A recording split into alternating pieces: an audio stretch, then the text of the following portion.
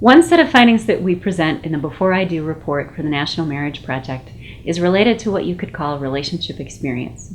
We generally think that having more experience is better. If you were hiring an architect, for example, you'd want to hire an architect with more experience, not less, to build your house. But what we find for relationships is just the opposite. Having more experience was related to having a less happy marriage later on. For example, we found that people who had been married before, people who'd lived with a boyfriend or girlfriend before, and having had more sexual partners before marriage were each associated with having lower marital quality later on.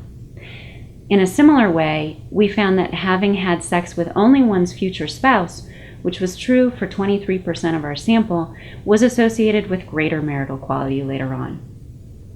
We call this set of findings the Vegas fallacy. What happens in the past may not stay in the past. Why might it be true that relationship experience is related to having a less happy marriage later on? There are a number of possible reasons. First, having more relationship experience may lead to a greater sense of what the alternatives are. If you have a greater sense of other options, it might be harder to invest in or commit to a marriage. Second, having more relationship experience might also lead to more comparisons.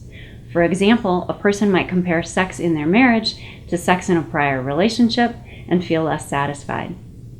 Third, more relationship experience means more experience ending relationships. Having had more breakups might lead a person to think of breaking up as a more viable option. It might also lead someone to focus on the negatives in a relationship, which might make it less satisfying. It's important to keep in mind that having more relationship experience doesn't necessarily mean that a person's marriage will be less happy. All of our findings are on the average, and they won't apply to everyone.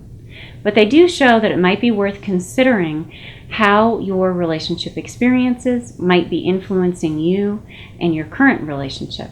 It might also be worth talking with your partner about his or her relationship experiences and how they impact where you are today.